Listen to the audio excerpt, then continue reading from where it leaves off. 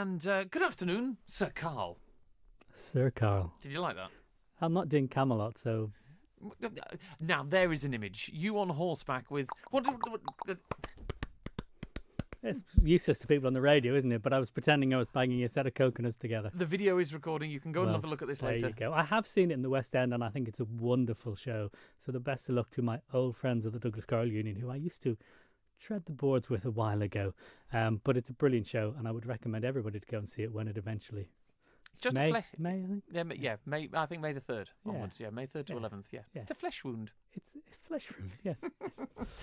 Anyway, from flesh wounds, randomly, let's talk veterinary things for you. Let's talk about pets. And, because, St. Valentine's Day is all about, sharing the love. And we always normally assume it's about, loved up couples. But people have a lot of love for their pets. Well, I must admit, I've been a vet now for years. A lot of years. A lot of years. And it is, it's one of the things, it's one of the lovely parts of our job.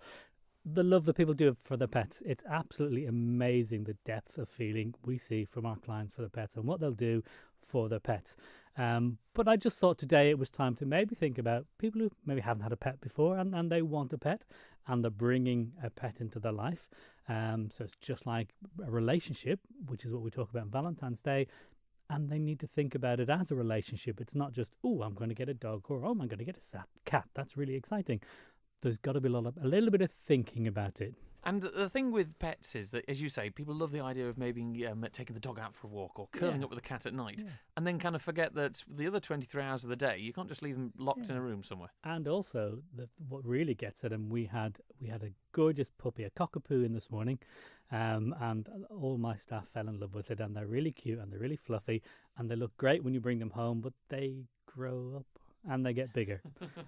So you've got to think about, what happens for the times when you're too busy bouncing the screaming children up and down on your knee, or making the dinner, or going out here and going out there. What's going to happen to the pet? And as it gets older, what does it need? What do you need to think about?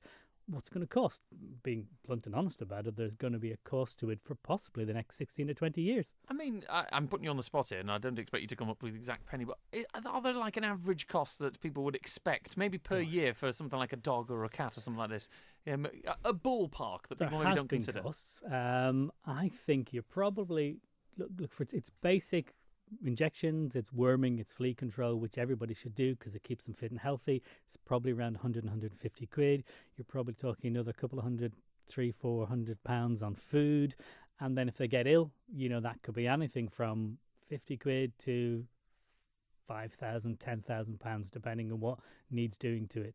So you've got to think about it. I think somebody did do a study a couple of years ago, and I should have looked up the numbers before I came down. That would have been intelligent, wouldn't it? Sorry. But I think we're talking, you could be a lifetime cost, an average if you build in, some people never have to see the vet, some people may be unlucky and the pet has to see them a lot, but it can quite easily run into thousands of pounds over the lifetime of the dog. And, I mean, we could talk for ages. People always think, you go to your vet when your pet is ill.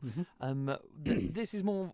It's not preventative, really, medicine we're talking about here, but it's more of a case of go in with your eyes wide open before you get a pet. Yeah, and think about what they will need. And the great thing nowadays, there's lots of things there to help. We run our Pet Health Club, and that covers the yearly cost of the basics that every pet should have. So your worming, your flea control, your 6 monthly check, your yearly check, and the little bits and pieces like a nail clip, and when they've got their sore bottom for the anal glands, and a discount off the food, and it's paid monthly. So you've got it all set out over a year. And then pet insurance is the other thing. Again, it's a monthly fee, and if, God forbid, anything should happen to your pet, you can go to the vet and say, look, it's got this, do what you need to do, he's insured, it's great. And it's like any insurance, Alex, isn't it? We maybe aren't happy about paying our insurance premiums, but when something happens, blooming heck, we're really pleased we've got insurance, aren't we?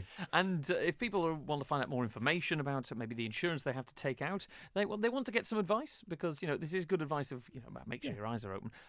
Can they just give you a call? Can they come in and see your nurses or yourself? Absolutely. Our nurses are great at this sort of thing, and they love talking to people, and it's great for us as well, because we know then we're dealing with I'll try that sentence again, shall I?